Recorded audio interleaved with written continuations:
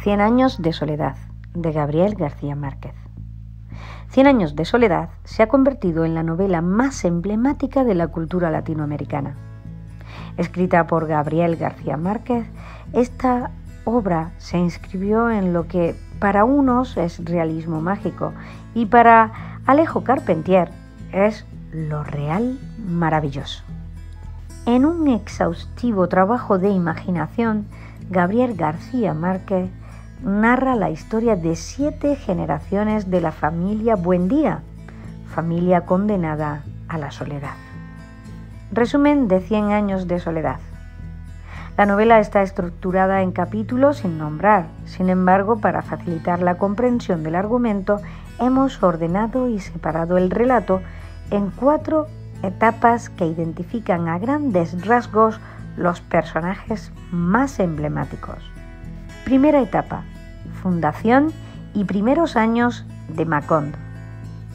Desde que Úrsula Iguarán se casó con su primo José Arcadio Buendía, teme engendrar un niño con cola de cerdo como consecuencia del parentesco. Por ello, se niega temporalmente a consumar el matrimonio. Esto es causa de que Prudencio Aguilar se burle de José Arcadio Buendía, quien, ofendido, lo mata en duelo para salvar su honor. Desde entonces, el fantasma de Aguilar lo persigue y José Arcadio decide irse del pueblo. Inspirado por un sueño durante su travesía en la selva, José Arcadio Buendía decide quedarse en ese punto del camino y fundar Macondo, pueblo que crece poco a poco. El pueblo recibe con frecuencia las visitas de los gitanos. Su líder, Melquiades, trae siempre artefactos y objetos que obsesionan a José Arcadio Buendía. Para entonces, el joven matrimonio ya ha concebido a 3 hijos: José Arcadio, Aureliano y Amaranta. Además, adoptan a Rebeca, la hija de unos parientes. El incesto es una preocupación constante en Úrsula, quien con los años observa cómo Rebeca y su hijo José Arcadio se enamoran y se casan. A Macondo llega la peste del insomnio, la cual trae consigo la del olvido. Un brebaje de Melquiades pone fin a la peste. El éxito es tal que el gitano se queda a vivir en Macondo, tiempo en el cual escribe unos pergaminos que solo serán descifrados por muchos años después. El patriarca, José Arcadio Buendía, vuelve a encontrarse con el fantasma de Aguilar y enloquece. La familia entonces lo amarra a un árbol del patio trasero, donde morirá de un infarto. Segunda etapa: la guerra civil y el coronel Aureliano Buendía. Al estallar la guerra civil, Aureliano Buendía lucha contra los conservadores, comandando un grupo de soldados de Macondo. Nombra a su sobrino Arcadio como jefe civil y militar del pueblo. Arcadio había sido el fruto de una relación de amantes entre José Arcadio, hijo, y Pilar Ternera, regente de un prostíbulo. Fue criado en casa de sus abuelos a condición de que se le ocultara su origen. Creció pensando ser el hijo del gran patriarca. Cuando es nombrado jefe de Macondo, Arcadio se vuelve un dictador y tiraniza al pueblo. Fue fusilado por los conservadores.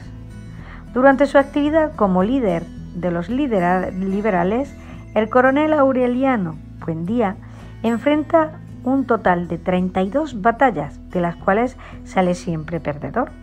Cansado, pronto el coronel comprende que la lucha armada no tiene sentido. Con el tiempo, Aureliano firma un tratado de paz. Tras él, intenta suicidarse. Regresa a Macondo, donde pasará el resto de su vida haciendo y rehaciendo pescaditos de oro. Tercera etapa: la fiebre bananera.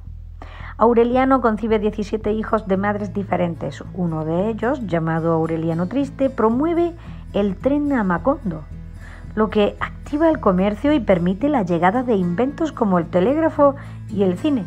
Esto atrae la inversión de un grupo extranjero en una plantación de bananos. La plantación genera la ilusión de prosperidad del pueblo, pero una huelga de trabajadores hará que todo esto acabe en una auténtica masacre. Los inversionistas, luego de haber explotado el pueblo, se retiran con su dinero y Macondo vuelve a la pobreza. A partir de ese momento, el pueblo sufre lluvias constantes por casi 5 años. Úrsula, la matriarca centenaria que ha cuidado de toda la familia, espera el fin de las lluvias para morir y descansar en paz. Durante los últimos años de Úrsula nace Aureliano, Babilonia, el último descendiente de los Buendía. Aureliano es hijo natural de Meme y Mauricio Babilonia, un aprendiz de mecánico que siempre es perseguido por un enjambre de mariposas amarillas. La religiosa y tiránica madre de Meme, Fernanda del Carpio, se opone a la relación, saca a Mauricio del camino, manda a Meme a un convento, le quita al niño y lo cría haciéndole creer que ha sido encontrado en una canastilla. Cuarta etapa, el fin de Macondo. Pasan los años y poco a poco el pueblo se va vaciando. Aureliano Babilonia, que se caracterizaba por ser sabio, pasa la vida descifrando los pergaminos que había escrito Melquiades. Entretanto, regresa de Europa su tía Amaranta Úrsula, casada con Gastón, sin saber de su parentesco. Ambos se enamoran. Gastón se va, pero ella queda embarazada. Durante el parto, en el que ella muere, da a luz a un niño con cola de cerdo. Aureliano intenta buscar ayuda, pero al no encontrar más que un cantinero, se emborracha y se queda dormido. Cuando despierta y regresa, el niño ha sido devorado por las hormigas. Finalmente, Aureliano logrará descifrar los pergaminos de Melquiades, porque las estirpes condenadas a 100 años de soledad no tenían una segunda oportunidad sobre la tierra. Entonces, todo Macondo será arrasado y sepultado por un huracán. Continuamos con el análisis de 100 años de soledad. Lo real, maravilloso. La novela 100 años de soledad es una de las obras más representativas del boom latinoamericano. Parte de lo que esta generación traía en su escritura fue llamado por Alejo Carpentier como lo real maravilloso, en respuesta a la pretensión de denominarlo realismo mágico. Carpentier dirá que lo real maravilloso se refiere al estado bruto, latente, omnipresente en todo lo latinoamericano. Aquí lo insólito es cotidiano, siempre fue cotidiano. La historia de esta novela relata una serie de sucesos insólitos y sospechados, pero ni el narrador ni los personajes se asoman ante estos sucesos. En el universo de la narración, lo maravilloso se comporta como parte de la realidad cotidiana, como algo que no quiere y no requiere explicación alguna. Se trata, por tanto, de una transgresión literaria y quién sabe si del orden cartesiano del pensamiento. Los personajes y los arquetipos. Los nombres de los personajes en esta novela se repiten de generación a generación, prácticamente idénticos, como si de arquetipos humanos se tratara. Imbuidos, como suelen estar estos, en los conflictos más profundos de la cultura. Parecen actuar como personajes míticos que representan conceptos y estructuras de pensamiento que explican la cosa humana, cual personajes griegos. Pero García Márquez da un paso más allá cuando otorga nombres similares a cada personaje. Con este hecho, recalca el peso de la herencia, de la memoria, del mandato de los ancestros, del peso de la historia y de la cultura. Quizá, de algún modo, cada personaje no sea un arquetipo del individuo, sino la expresión de las diversas fuerzas de la historia que empujan en direcciones diferentes. Los impulsivos y soñadores arcadios, los retraídos y curiosos aurelianos, las energías pero supersticiosas úrsulas o una Fernanda en extremo religiosa y tiránica. Pueden representar al fin y al cabo las fuerzas de la historia debatiéndose por predominar la búsqueda del conocimiento, la fuerza militar, la religión, los prejuicios, el capitalismo, imágenes del mundo negadas a desaparecer. Todas entramadas en el gran relato del fundador. El amor y la historia. Pero, ¿qué pueden hacer estas fuerzas, estas imágenes contra el paso del tiempo? ¿Qué pueden? ¿Acaso contra la naturaleza? ¿Qué pueden contra el misterio y los símbolos de la imaginación? ¿Qué pueden contra el destino humano? En cada relato de 100 años de soledad, en la historia de cada personaje y en la forma de cada una, se hila. No solo una fuerza permanece amarrada, velada, arrinconada con la energía de las fuerzas contrarias. El amor, que cada vez que se asoma lucha sin éxito para abrirse paso. Esta fuerza humana vital sucumbe ante el peso de una cultura que, en cierto sentido, condena a los Buendía a vivir 100 años de soledad.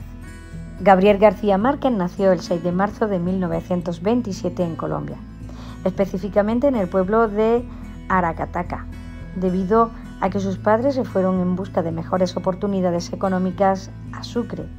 El cabo fue criado por sus abuelos y sus tías, de quienes escuchó muchas historias que inspiraron gran parte de su literatura, especialmente la novela 100 años de soledad. Asiste a la Universidad Nacional de Bogotá, pero debido a su cierre tras el Bogotazo en 1948, García Márquez se traslada a Cartagena para proseguir sus estudios. Nunca se gradúa, pero se une al grupo de Barranquilla, en el que participan importantes figuras de la escena cultural colombiana como José Félix Fuenmayor y Ramón Vinges, este último de origen catalán. Ese mismo año, el escritor inicia su carrera como columnista y a lo largo del tiempo trabaja para los diarios El Universal y El Heraldo de Barranquilla, El Espectador y para la revista Mito. Vivió en el extranjero por algunos años, intercalando breves estancias entre países como Francia, Polonia, Hungría, la República Democrática Alemana, Checoslovaquia, la Unión Soviética, Venezuela, Cuba y Estados Unidos, donde la Universidad de Columbia le concedió el doctorado honoris causa. Finalmente se residenció en México por largos años y allí trabajó como guionista de cine y director de las publicaciones La Familia y Sucesos. Publica su obra maestra, 100 años de soledad, en 1967, en pleno auge del boom latinoamericano. Esta obra se convertiría muy rápidamente en un éxito editorial insospechado. Finalmente, ganó el Premio Nobel de Literatura en el año 1982, para el cual redactó un discurso llamado La soledad de América Latina. Javier García Márquez falleció en la Ciudad de México el 7 de abril de 2014. Entre algunos de sus títulos más importantes podemos mencionar los siguientes: La hojarasca, El coronel no tiene quien le escriba, La mala hora, Relato de un náufrago, El otoño del patriarca, Crónica de una muerte anunciada, El amor en los tiempos del cólera, El general en su laberinto, 12 cuentos peregrinos, Del amor y otros demonios, Memoria de mis putas tristes y Yo no vengo a decir un discurso.